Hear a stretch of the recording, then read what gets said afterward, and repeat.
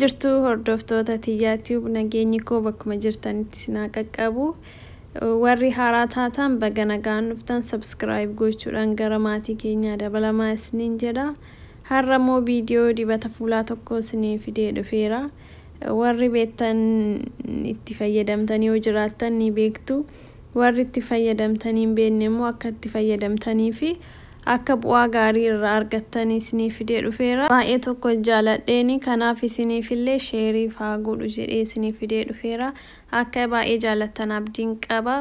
Fuula keenya nuuf bareechaa nuuf laaffisa moisturize nuuf godha. Akkasumas fuulli keenya akka walitti hin butamne fuula bareedaa umrii dargaggummaa fuula bareedaa san akka qabaannu nuuf godha jechuudha. Amma asitti wantoota nu barbaachisan isinittan hima. Wantootuma lama qofan nu barbaachisa.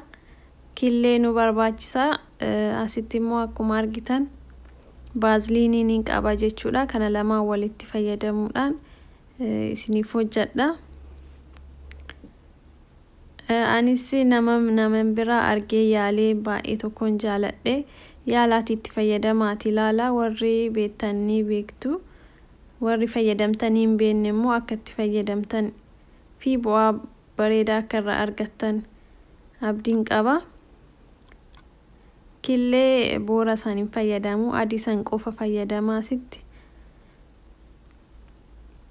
Boora isaaniis hin gatu hin kaayaa jechuudha.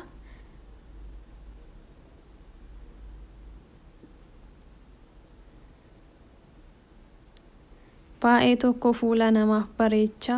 Fuulli keenya akka walitti hin butamne nuuf gargaara. Kana torbaaniin al lama osoo fayyadamne bu'aa gaarii irraa argattanii itti fayyadamaati ilaala. Killee kiyya akkanatti hin godheera asitti. Baaziliinii kooti godhadhaan baaziliinii baay'ee fayyadamaa akkuma argitan dhumateera iyyuu amma. Fuula bareedaa isiniin laaffee fuulli keessan akka laafee bareedee cululuqu isiniif taasisa. Baaziliiniin diqqoo nama rakkisaa waliin dha'uuf sirriitti waliin ga'uu qabdanii jechuudha. Suuta godhaatiniin nama rakkisaa dafeetiniin nama walitti makamu jechuu.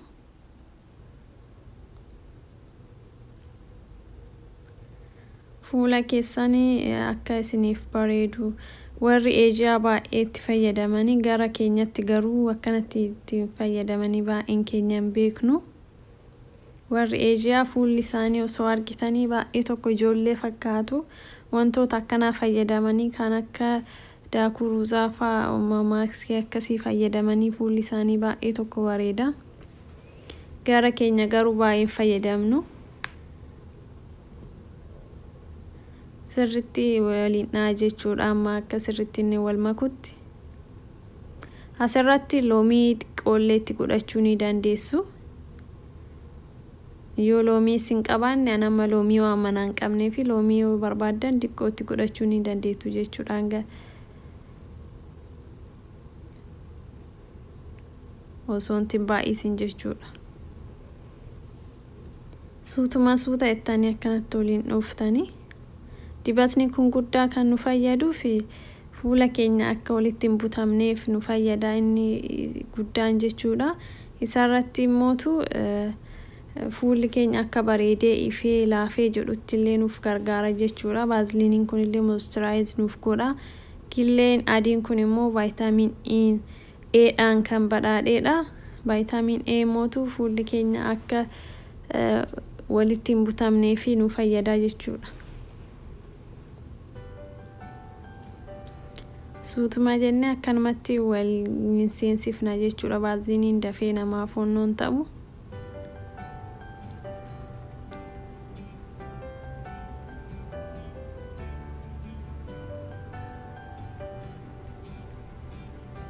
Akkasuma suuta jenneetiin walumaa dhoofnaatiin dibannaa jechuudha. Kana galgala ta'es guyyaas ta'es yeroo mana jirtanitti dibachuu ni dandeessu.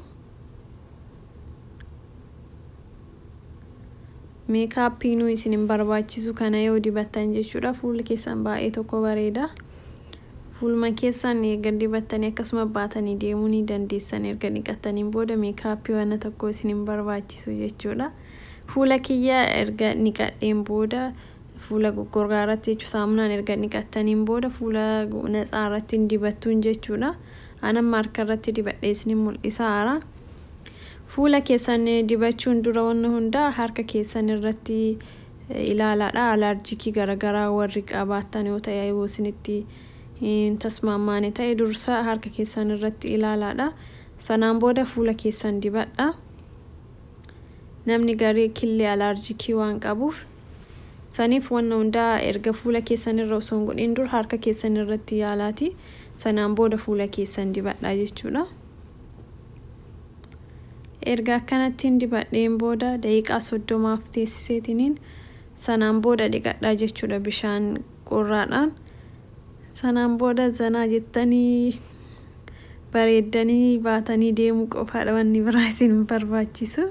Torbaaniin guyyaa 2 dibachuun fuula bareedaa fi cululuqaa fi akkasumas fuulli keenya akka walitti hin butamneef nuuf gargaara. Kana fakkaataa viidiyoon har'aa yoo jaallattan like gochuun dagatinaa obboleeyyan keessaniif share godha. Akkasumas subscribe gochuun dagatinaa hanga viidiyoolee biraatti ol arginutti nagaatti.